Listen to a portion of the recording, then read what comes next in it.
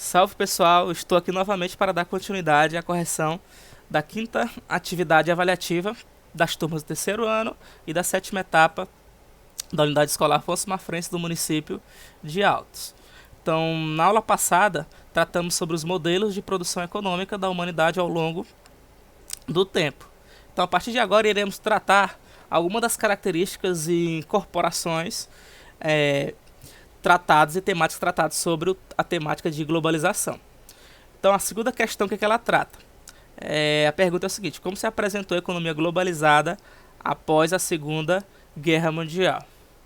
Então, para entender esse processo de evolução, vocês viram que o sistema capitalista ele ganhou corpo, ele evoluiu e se tornou consolidado nos países do mundo todo. Claro que no pós-Segunda Guerra se concretizou o período da Guerra Fria, que foi essa disputa e rivalidade do mundo ocidental, regido pelos Estados Unidos, do sistema capitalista, e do mundo oriental, pela União Soviética, do sistema socialista. Só que ao longo do tempo, o nacionalismo que existia muito nessas nações, principalmente antes do pós-guerra, ele foi se diminuindo. Então começou o processo inicial do modelo do sistema globalizado que nós vivemos nos dias atuais. Então, a partir daí, a globalização ela foi se atenuando. O mundo ele começou a se tornar mais próximo e as relações desses países um com os outros começaram a se consolidar. Eu posso citar o exemplo do Plano Marshall dos Estados Unidos em financiar os países que foram arrasados pela Segunda Guerra Mundial, principalmente os países europeus. O próprio Japão também. Foi um conteúdo que a gente foi trabalhado no início do ano. Então, a partir daí, surgiram grandes corporações, milhões de dólares investidos e novas atividades de relações comerciais, produtos e serviços. Então, aprimoramento de leis também e normas para se adequar a essa nova realidade. A moeda, novas moedas foram criadas, fusões de empresas e aumentos de monopólios. A automação, a robótica, a informática, a biotecnologia e a química com prioridades da terceirização, aumentando a produtividade e redução da mão de obra, tudo regido pelas transnacionais e multinacionais. Então esse é o modelo que nós estamos vivendo na atualidade. Então a partir daí o nacionalismo ele foi diminuindo, o sistema capitalista ele foi avançando e a partir daí as relações do processo de globalização eles foram se consolidando. Então podemos citar esse processo chamado de globalização, principalmente a globalização econômica. Ficou clara essa parte, né? Podemos dizer que nos últimos anos do século XX, no pós-Segunda Guerra, inúmeras foram as transações, as relações econômicas entre os países, acontecimento e manifestação ocorridas de uma maneira de âmbito global. Coloca essa frase na cabeça, global. Essa palavra, desculpe. Global. Por quê? Porque essas relações individuais, isoladas, que aconteciam antes da Segunda Guerra Mundial, eles eram muito comuns. E a partir de hoje, a regra geral é o seguinte: tudo é articulado de maneira coletiva entre esses países. Não é à toa que surgiram organizações como a ONU, como o FMI, que já foi trabalhado em aulas passadas. Então essas grandes corporações elas foram surgindo e milhares de capital, de dólares e outras moedas elas foram sendo investidas, fazendo com que as atividades econômicas que eram tratadas lá do setor primário, do secundário, do terciário, eles ganhavam uma nova roupagem. Então essas novas atividades econômicas e comerciais foram se desenvolvendo e foram evoluindo. Produtos e serviços eles começaram a ser criados e aprimorados para atender o mercado consumidor, que começou a se tornar mais exigente. Então essa produção ela tinha que ser mais qualificada. Vamos lembrar da DIT, Divisão Internacional do Trabalho? Estão lembrando? Países desenvolvidos produzem tecnologias e produtos industriais para exportar para os países subdesenvolvidos. Em troca, eles exportam produtos primários para esses países. E no setor intermediário, entre os dois, existem os países emergentes, que possuem características tanto dos países subdesenvolvidos como dos países desenvolvidos, entendeu? E o mercado atual, ele representa o quê? Ele representa um grande arsenal diversificado que a globalização ela sempre vai consolidando. Então a economia ela sempre vai ser conduzida por uma lógica financeira que sempre vai visar o lucro, não esqueçam, lucro. E essas multinacionais ou transnacionais e as que se consolida dentro de corporações industriais e organizações financeiras, que são os bancos mundiais, os bancos estatais, eles promovem ativos financeiros e essas moedas se tornam estratégias de valorização ao lado de seus ativos de operacionalização. É o que foi trabalhado na aula passada, que são as transações e os movimentos bancários, boleto, cartão de crédito. São exemplos aí que se pode se trabalhar, né? Então, após o final da Segunda Guerra Mundial, a economia, né, capitalista se consolidou, como já falei anteriormente. E essa expansão de enriquecimento e evolução se tornou muito mais comum. Então, pessoal, essa é a forma de produção que é trabalhada na segunda questão, entendeu? Como foi que se consolidou essa economia globalizada. Terceira questão. Qual a importância do setor da informática, biotecnologia e química para a economia globalizada? Pessoal, ela, como foi tratado principalmente na aula passada novamente, eles agregam qualidade e padronização uniformes. Ou seja, elas facilitam o modelo de produção econômica no mundo, baseado nesse modelo de globalização. O que quer dizer essa frase? É o seguinte, ó. As multinacionais elas vão padronizar seu modelo de produção. Vamos citar o exemplo aí da rede da informática. Vamos imaginar que um computador ele vai ser produzido. Tem que ter essa padronização de sistema operacional, de utilização de cabos, de utilização de câmeras. Outro exemplo também é a rede de pecuária. Um modelo de produção da pecuária intensiva ou mecanizada. Eles começam a padronizar, utilizam uma moeda forte, que no caso é o dólar e o euro, para fazer essas relações aí entre esses países. Como foi trabalhado aqui, ó, a monopolização das transnacionais. Não é à toa que são poucas as que dominam o mercado no mundo todo. Então, ó, nessa perspectiva, o dinheiro é o capital investido, como já falei, ó, circula no mundo todo, além das fronteiras nacionais. Estão percebendo, ó, o toque da globalização aqui? O mercado, a produção industrial, a produção econômica, ela não fica centrada apenas no país de origem, não. Ela ultrapassa as fronteiras. Posso citar o exemplo da Coca-Cola, da Nike, Adidas, Microsoft, Google, Apple, dentre outros. Entendeu? Então elas passam a liderar com os estados nacionais, integrando cada vez mais o processo econômico. Vamos de novo bater na tecla. A DIT, Divisão Internacional do Trabalho. Tranquilo? Quarta questão, um assunto já trabalhado, vamos só relembrar e refrescar a memória, né? O que é a globalização? Ó. Nesse caso é econômica, pessoal. É o processo econômico e social que estabelece a integração entre países e pessoas do mundo todo. Ó. Esse aqui é o processo de globalização. Através de empresas, que já citei anteriormente, que são as transnacionais ou multinacionais, e as instituições que realizam as trocas financeiras, que são os bancos, culturais e comerciais sem restrições ideológicas, ou seja, o capital é o que vai predominar.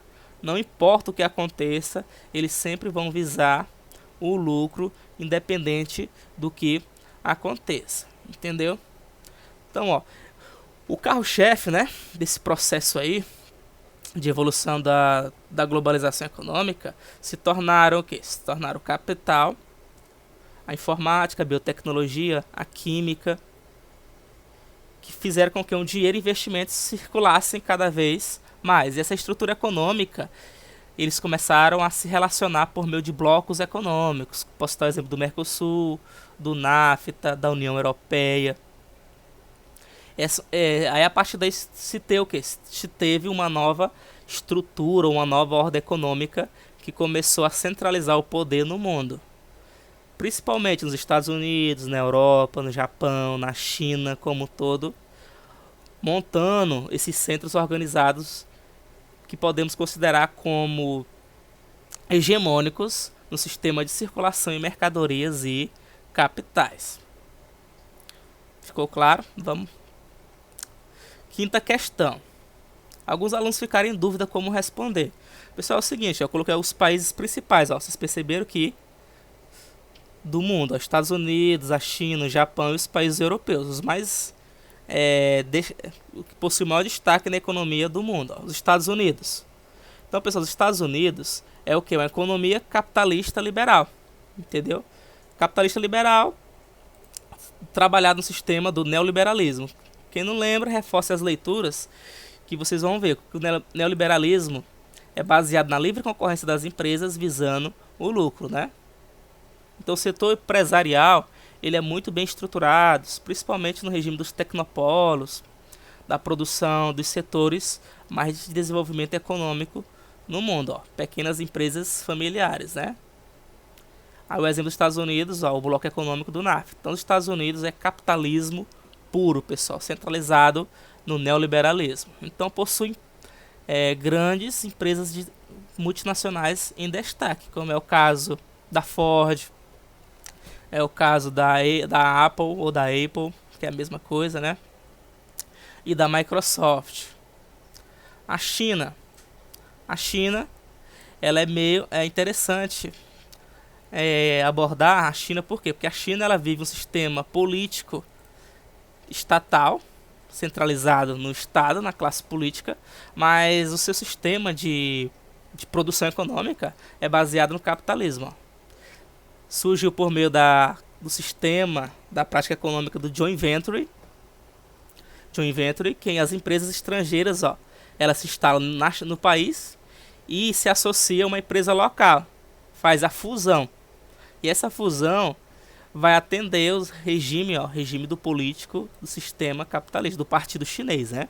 Determinando uma legislação específica nas chamadas zonas econômicas especiais.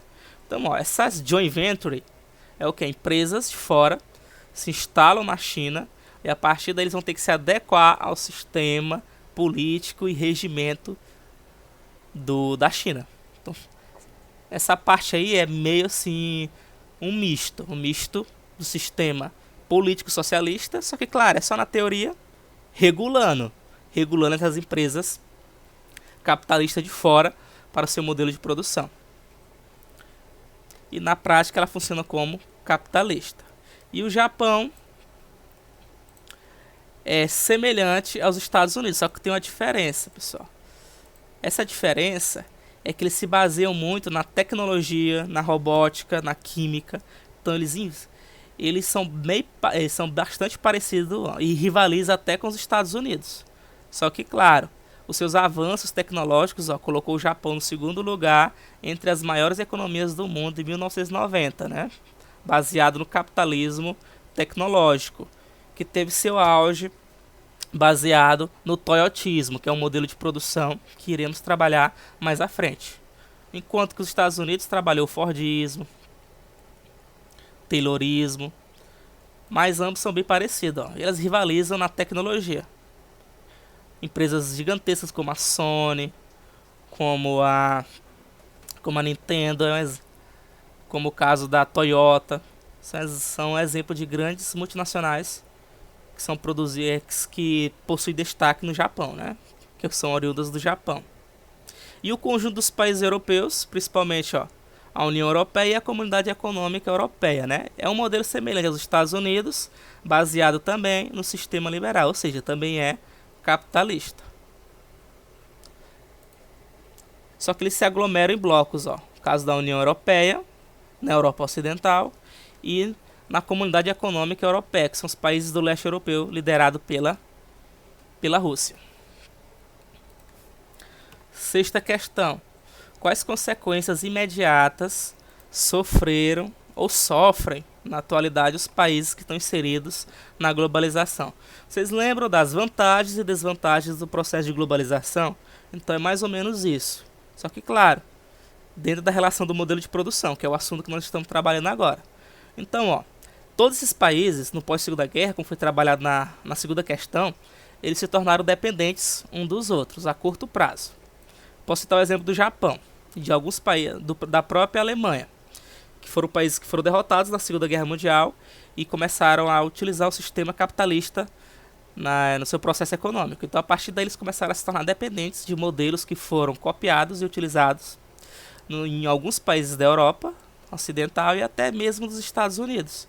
Então, a partir daí, eles foram aos poucos perdendo suas identidades nacionalistas, parte de sua cultura e estilo de produção nacional. Ó. O nacionalismo foi perdendo espaço e se consolidou cada vez mais o aumento da pobreza, a desigualdade na distribuição de renda. O capitalismo ele foi sempre visando o lucro, então as empresas não se preocuparam só com o aspecto social, só se preocupou com renda e produção. E a classificação da nova DIT, que já foi trabalhado várias vezes, ó, países desenvolvidos, emergentes e subdesenvolvidos. Então essa relação de dependência dos países subdesenvolvidos com os países desenvolvidos e vice-versa se tornou muito grande.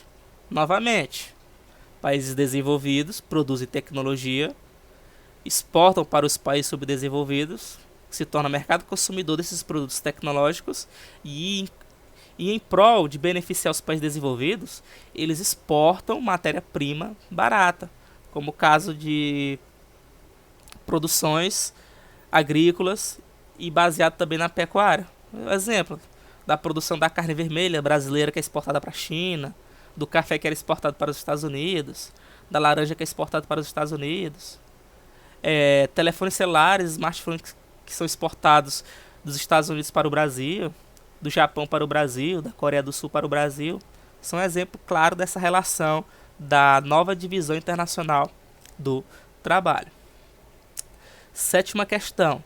Qual o seu entendimento sobre globalização? É só uma revisão, pessoal, do conteúdo que nós estamos abordando em algumas aulas, né? Novamente, é um processo de expansão econômica liderada pelo sistema capitalista. Aí vai incluir a política, a cultura, a nível de mundialização, em que as empresas, né? As empresas multi e transnacionais, elas lideram esse processo aí, ó, que surgiu lá no século XVI com as grandes navegações, né? Em que as trocas comerciais se ampliaram. Eu coloquei outro conceito para vocês perceberem que é o mesmo tipo de caracterização do que foi abordado nas aulas passadas. Eu poderia colocar aqui, ó, transporte, economia e informatização, além das fronteiras nacionais. Então esse aspecto de globalização nada mais é do que a integração de todos os estados, ou seja, países do mundo todo, atendendo um único modelo, né, uma ótica de produção econômica baseada no capitalismo. Vocês viram nas questões anteriores, ó, vamos lá, novamente. O Japão, capitalista. A China, capitalista, apesar de ter uma queda no modelo do político socialista, que é o Partido Chinês, mas é capitalista. Os Estados Unidos, capitalista. Brasil, capitalista. Então perceba que mais de 90% dos países do mundo todo adotam o sistema capitalista. Isso é fruto e herança do sistema, ó, da globalização. Oitava questão. Cite e comente as fases da globalização. Pessoal, foram 4 fases. Ó. A primeira, que vai do século XV ao século XVIII, que foi o período das grandes navegações e descobertas marítimas até a Revolução Industrial. Tratamos e estudamos sobre isso. Segunda fase foi o século XVIII ao século XX, que foi a Revolução Industrial. Vocês viram, surgiu na Europa, na Inglaterra. Aí na segunda Revolução Industrial começou a se expandir da Europa para os demais países do mundo todo, que foi a expansão do capitalismo. E a terceira fase, que foi no final do século XX, até a Segunda Guerra Mundial, ó, em que esse segundo modelo, começou a evoluir para o quê? Para a quarta fase, que foi a nova ordem mundial, que é a hegemonia, o domínio do capitalismo no mundo todo. Todas essas fases aqui a gente tratamos o que? Tratamos nas atividades passadas e estamos comentando um pouco na aula de hoje, entendeu? Então foram 4 fases do processo de globalização. E dentro desse processo de globalização foi avançando os modelos de produção, que já foi tratado na aula passada. Que foi o primitivo, escravista, o feudal, até surgiu o capitalista. Percebam, a globalização é consequência do modelo capitalista. Ficou claro? A globalização é o auge do sistema capitalista. Nona questão. Cite e caracteriza as principais, né, atividades econômicas inseridas no processo de globalização. Eu fiz um resumo básico, pessoal, mas são os 3 setores da economia: o setor primário, o setor secundário e o setor terciário. Então, o setor primário é a agricultura e a pecuária, baseado na agropecuária, que tem a agricultura que é extensiva, a agricultura intensiva, a pecuária extensiva, a pecuária intensiva também. Só que, claro, elas são mecanizadas, ó. Setor primário do sistema globalizado, apesar de existir a agricultura e a pecuária extensiva, mas existe um processo de técnica muito mais avançada comparado aos outros sistemas antigos de produção, a exemplo do sistema escravista ou até mesmo do sistema feudal. O extrativismo também é incluído aqui no setor primário. O setor secundário é a industrialização e a construção civil. E o setor terciário, que é o comércio e as demais áreas de prestação de serviço. O setor terciário e o setor secundário, eles foram o carro-chefe do avanço da globalização no mundo. Elas são marcas registradas das principais economias das principais empresas transnacionais e multinacionais do mundo. As maiores, as mais ricas do mundo, elas adotam esse modelo aí, né? Setor terciário ou setor secundário. Novamente, vamos citar os exemplos, né? Da Amazon, da Google, da Apple e da Microsoft. E a última questão, pessoal, é o conceito do conteúdo que nós estamos estudando agora. Caracteriza a geografia econômica e sua importância no cenário de globalização. Então, é o processo econômico social, né? Essa geografia econômica, pessoal, e o modelo de globalização, ó, que integra as pessoas e os países do mundo todo, é o resumo, né? Resumo de tudo que nós estamos vivenciando hoje. Eu não coloquei aqui a geografia econômica, mas ela é importante nesse cenário, ó. A geografia econômica trata dessas relações aí, né? Relações de produção e circulação, né? De produtos, mercadorias e formas de produção no mundo todo. Produção econômica, né?